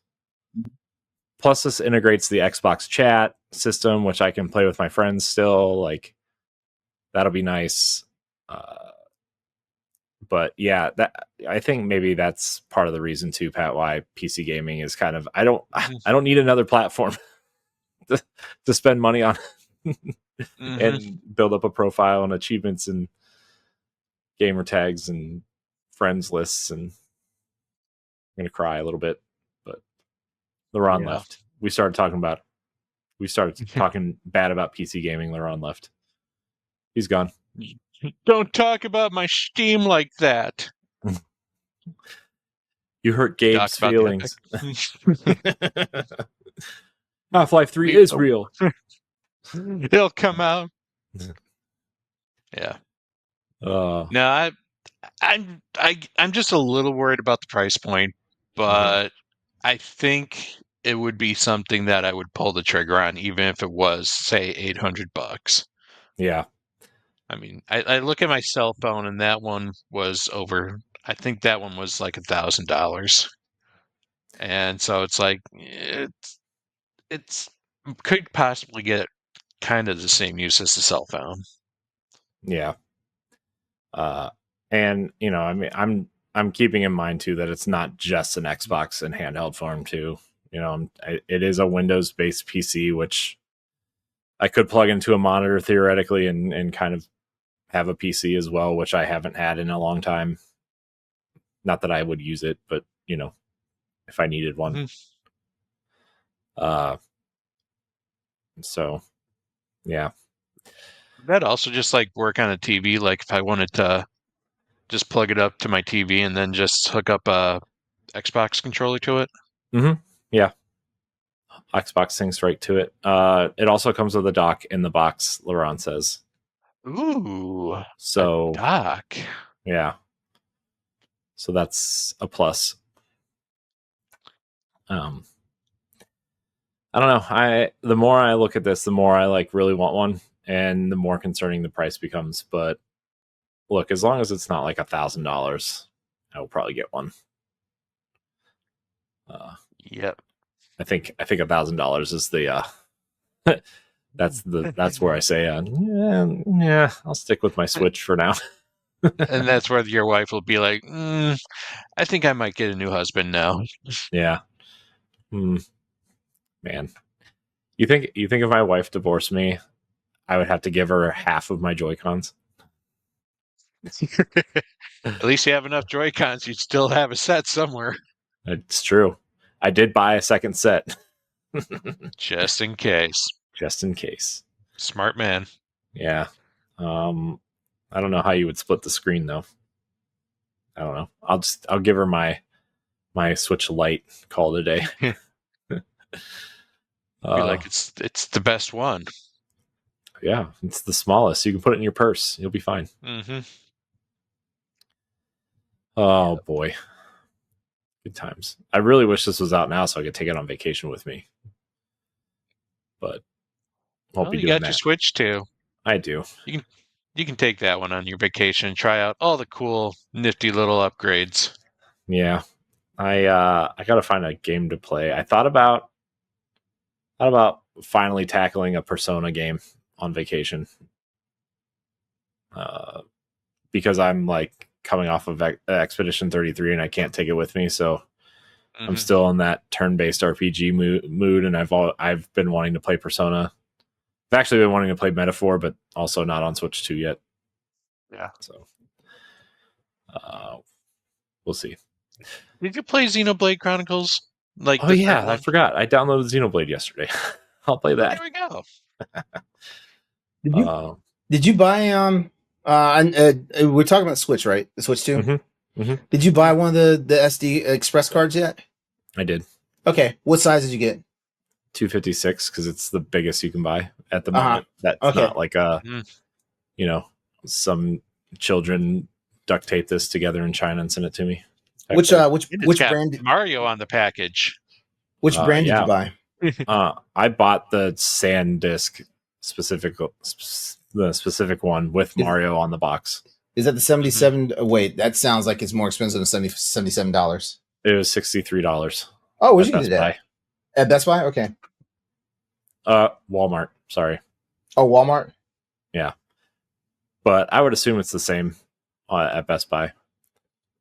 I'll have to check because I was looking on Amazon. I was seeing like $75 somewhere out there.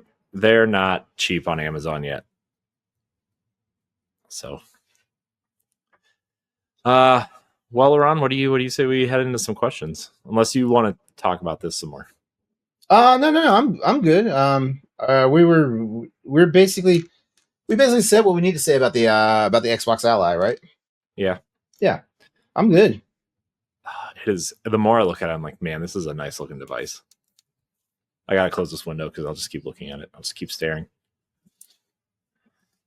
Yeah, it's a nice looking system.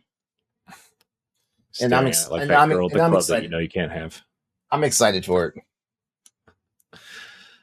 All right. Questions? Answers. Where's the doc at? I have it open somewhere. I swear I do. Do you want me to read the questions, LeRon? Yeah, please. All right. Give me 2 seconds because I apparently closed the window.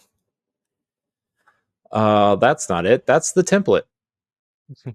That's not what I want. There it is. Okay. So questions, you can send us questions in Discord. You can leave them on YouTube. You can leave them on social media. You can email us. All those ways will be okay. Our first question comes from Loading. Just kidding. It comes from... Wait, where are the questions at? We didn't see questions. Ron, where are the questions at? That's the question. They were listed here. Where'd they go? I didn't do anything. I didn't do anything. Oh boy, here Pat? we go. I didn't do anything. Well, I guess we don't have questions. I guess we talk about what we've been playing then. Okay, let me. Well, that sucks. All right, somebody fumbled here. I mean, that's just my life now, LeRon. I'm not even fumbling. The ball's already on the ground, and I'm kicking it forward while I'm trying to pick it up. At least you're moving it, though. You're moving that ball. Backwards.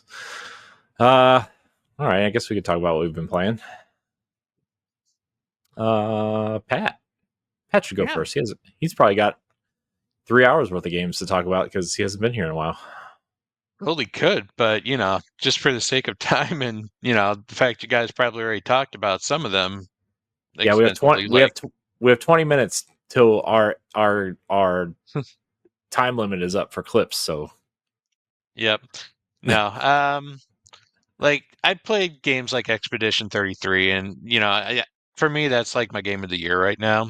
Yeah, for sure. I'm pretty sure you guys talked extensively on that, so I don't need to jump into that, but it's awesome. So recently, what I've been playing is I got Fantasy Life I, The Girl That Steals Time for the Nintendo Switch, and then for $250 extra, I upgraded it to the Switch 2 version. And this game, yeah, it's only $250. Nice.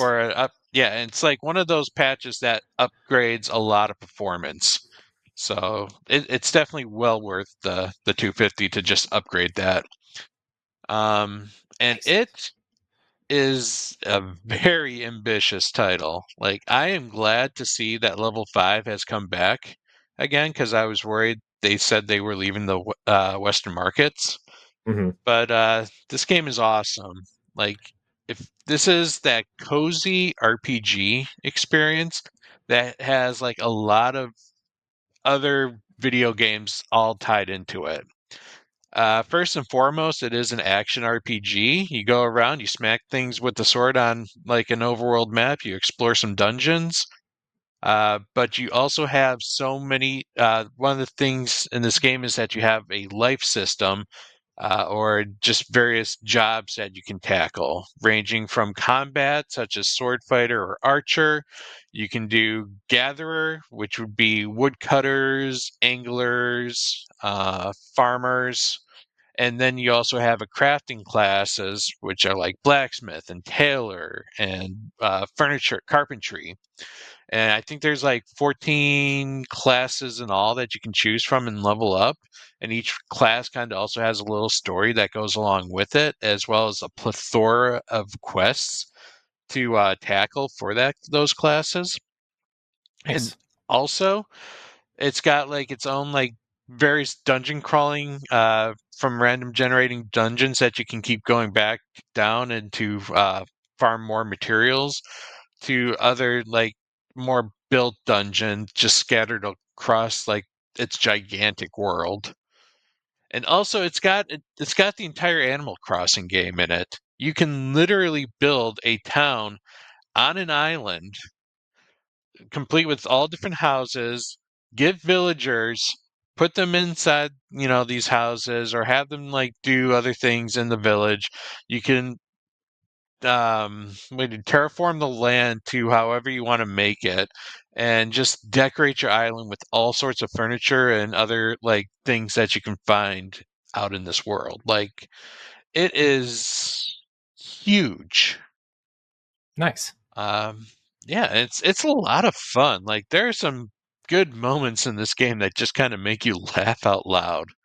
But it's like if you want something that's just kind of that cozy RPG experience or something more Animal Crossing but more, honestly, this is a really good pickup. I recommend it. Yeah, I was Ed and I were talking about it a couple weeks ago because we were kind of going over some of the stuff that's coming to Switch 2, and I didn't know this was getting a Switch 2 upgrade. And it looked really like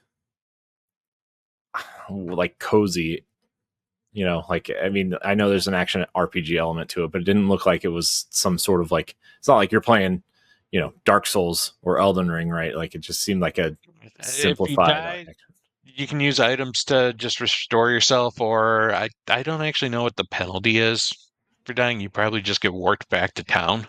Hmm. But it's not that hard, Yeah. and it's not that complicated, and the crafting is super simple. So it's not like you're trying to find like that one super rare item that can only be harvested during rain time at between this and that hour.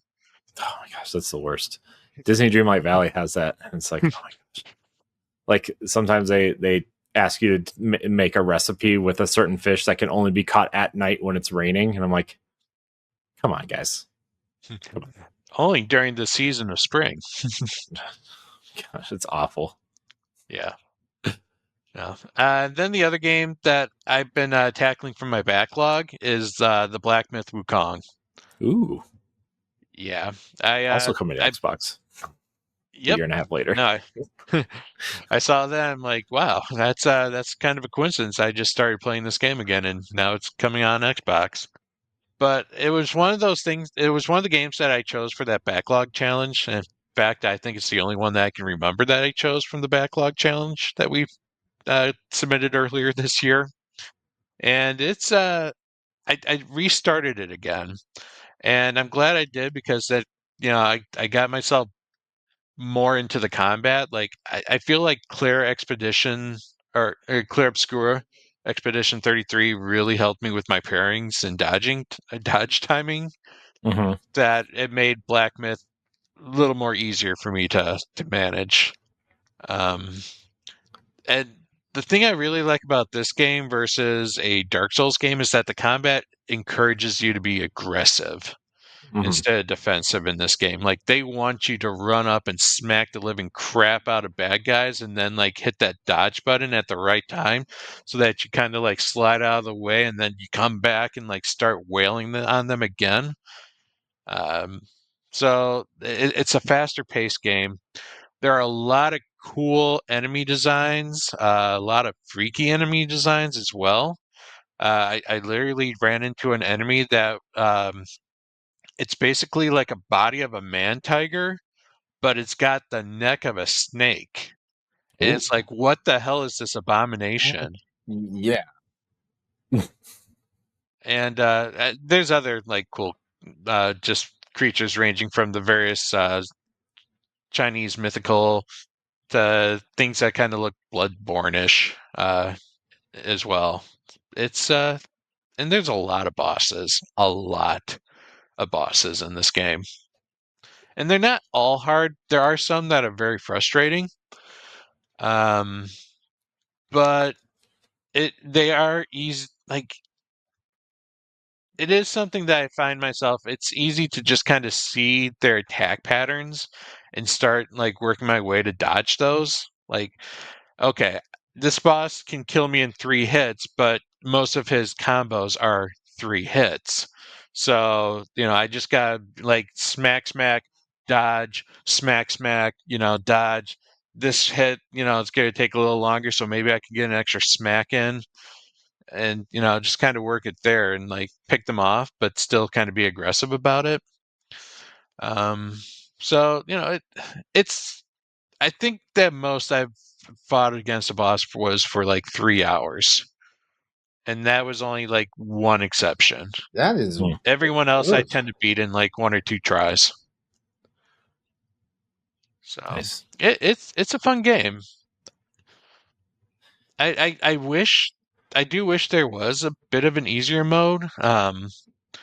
Just because like I don't like fighting bosses for 3 hours and it gets me frustrated. Mhm. But I kind of like the direction that like Lies of P has gone with their Overture game. Mhm. Like Overture is they just announced that DLC, Shadow dropped, and I'm excited. I do want to get into that after Black Myth. They also Overture has an easy mode on it now, Yeah. but they also added a hard mode or even harder mode for those who want more of a challenge. So it's like I love how these games are starting to become a little more accessible because there's a lot of creativity and beauty just in these games that they're fun, but I don't want to be that frustrated at times. My time is limited and I don't want to spend it all on one dude. Yeah. Yeah. I'm a multi-dude person, okay? I need to be spread around. Mm-hmm. I need to experience it all. It's on my list to try. I've been looking more and more into Lies of P as well. Like I still kind of want to play that game. I think that is an interesting take on the Souls-ish genre, if you will. Mm-hmm. So I don't know. We'll see. I want to. I don't know. I'm too into Expedition 33 still right now to like think about anything else. Pat, you missed it. I went like all out. I got that re-release of the Monolith edition. I got a t-shirt. Man, yeah. I've been scrolling Etsy at like the 3D printed statues that you have to paint yourself. Like I gotta stop. You fell for this game hard. Dude. Yeah. It's this what I said last week is so I finished it and I can definitely there are things I want to talk to you about when LeRon's not here because I don't want to spoil anything. Mm-hmm. But we talked a little bit, I think, on disc when our phones weren't working for some reason. We talked a little bit about it somewhere, and Yeah. I have some thoughts and some theories, and we need to talk about it. I need to talk about it with someone, and LeRon won't finish the game. Oh my god. So it's worth finishing. Well, LeRon. I will probably put down what I've been playing and pick it back up because like the only reason why I'm not playing Expedition 33 is because I've been hopelessly addicted to Balatro. So you're playing one Ben? You plan on trading one Ben Star game for another? Wait, what are you talking about? Ben Star is Jimbo the clown in Balatro. He's the official Jimbo. How? Have you There's not no seen the voice. BAFTA awards? No. come on. No. I mean, I know he hosted the BAFTA Wow. Awards, but No, he didn't host the BAFTA awards. When Balatro won their award, the person who went up to represent them was Ben Starr as Jimbo the Clown or Jimbo the Jester. Oh, okay, Like okay, that okay. is an official role for him now. Like he's done commercials. He is Jimbo. Oh my god. I did not know that. Mm. Is that it, Pat? Is that? Oh yeah, no, I'm done. LeRon, how's Balatro? Well, I finally beat an entire run, and that just and that just made it more addictive after that. Makes you feel good, doesn't it? It does, right? You know, like because for like the past week for that first week I was playing it, I would make it to the seventh ante, and I knew, and I was like, man, like you know, it was just frustrating because like you know, like you think at this point you've got the strategies and everything, but you know, like how do you actually get the money? You know, and so yeah, so Gold when deck. huh? The gold deck. I think it's gold. Maybe it's the blue deck. One of those gives you a lot more money, I or it think it's starts you off with money. well, yeah, I was the yellow deck. The yellow deck gives you Mhm. 10 extra credits to start. And then you have to play with that. Because like I was getting the voucher, I would run the vouchers that I always like buy the vouchers that would give me like +1 hands, Mhm. +1 hands and +1 discards and stuff like that. So you know, like you want it with 5 and 5. You know, um, ultimately, like I just had like the most. I had the best round of luck with the Wheel of Fortune card, which basically gets you holofoils and stuff like that, which gets you an automatic ×10 multiplier, and that's how I actually wound up like cinching that. Nice. I know I played around with. They were like the way I won. I actually won this just using pairs. Mm-hmm. And I had like some jokers that kept getting more powerful the more pairs I would use. Yes, And it would I just had that increase for a run. multipliers and yeah. And so literally like my hand was just a pair that like won my competition. Yeah, It was awesome. But of course I yeah. would do other things too. Like I would play I think one of the cards was you had to play enough to keep 4 cards in your hand at all times. So I would just like waste cards, but make sure there's a pair. But I also have 4, so it just like plays on the modifiers. Like Hmm. it's very interesting how it's not traditional Yeah, poker. I was also manipulating my deck because there was one of the seals like you know give you every time you discard you get a tarot card and stuff like that. Hmm. So I was but not only was I manipulating that seal card, there was also a card where if you got a tarot card, there's a joker that if you get it that it gives you your last tarot card. You know, like if you not discard, if you it was something I do. So like I would always like re-roll the same tarot card like 3 times in like one round. Hmm.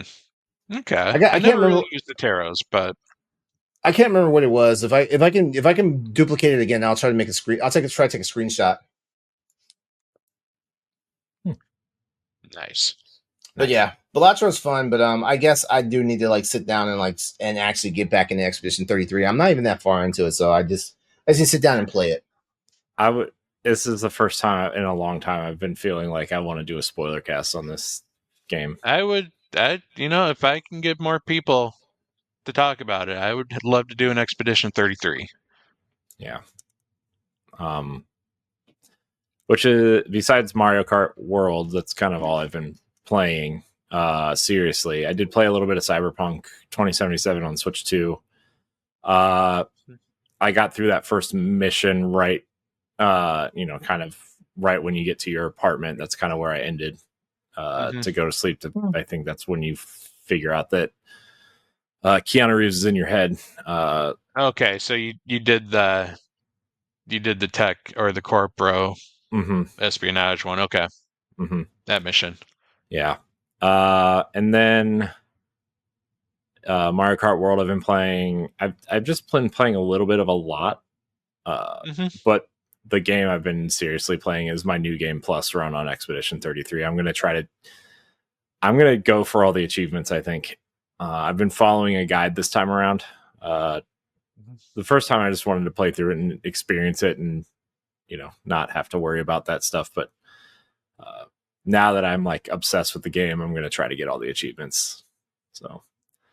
I've heard a very interesting, isn't I guess Easter egg in the new game plus.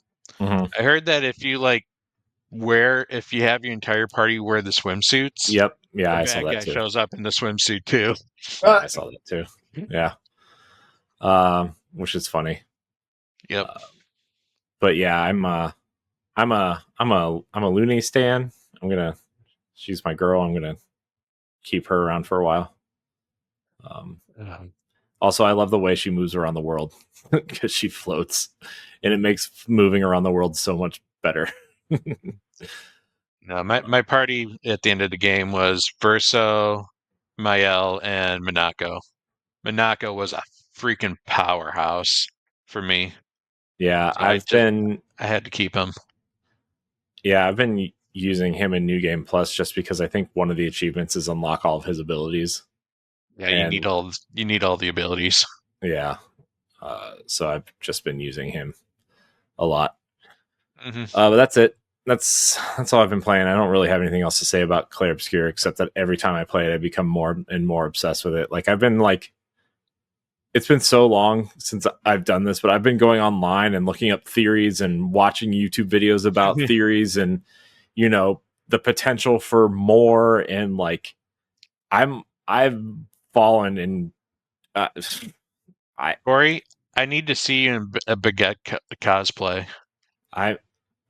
Look, when we do the spoiler cast, I'll wear it. I'll wear the. We're gonna get baguettes. Oh yeah, matching baguette suits. Look, remember when they all showed up at Summer Game Fest in that in their out or IGN Live or whatever that was this past weekend? We'll wear the stripy shirts and the suspenders and the glasses and the berets. We're gonna do it all.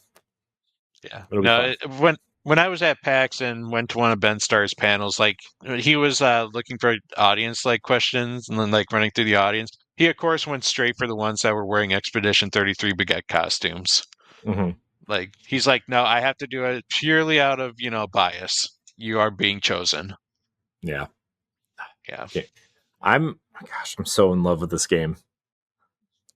Awesome. I'm like completely. I think the last game I was this obsessed with was probably Breath of the Wild, and I don't think I was even that obsessed with that game. Just because I think Zelda. I mean, I don't know. All right, we're done. I'm done. We got clips to make. Oh yeah. All right. Well, if that's how it is, then I want to just go ahead and thank everyone for watching, tuning in, or listening to the show. As always, you guys know what to do. So if you joined us live, please follow and subscribe to the channel you're watching if you haven't done so already. If you are watching us on YouTube later, when the pro version of this is released, please like the video and leave your comments with your thoughts on today's topics, and also leave a comment of your own, like something that we can actually get back with you. We might discuss it in a later episode. Please over on Spotify land or Apple Podcasts, leave us a 5-star review. A 5-star rating and a review. And you can also remember to please support the Boss Rush Network over on Patreon at patreon.com/Boss Rush Network at the tier that's right for you. Follow for free, gain access to our base shows, all on one feed. All right, Corey, Pat, thank you guys. See, thank you, LeRon. See, we do all right when our adult supervision is not around. That's Stephanie. We love you, by the way. Hurry back soon. All right. So I want to thank everyone for watching and or listening to the show. We'll see you next time. We've got some clips to make for you guys. So y'all have a good night. Play games, be better, and we'll see you next time. Goodbye. If you want to see how you can become a Patreon producer, head on over to patreon.com/Boss Rush Network. The Patreon producers for this month are Adriel Munger, Austin Campbell, Celeste Roberts, Sana Dierig, Francisco Santillan, Matthew Keel, Retro Stoy, and Christian S. Thanks for your continued support of the Boss Rush Network.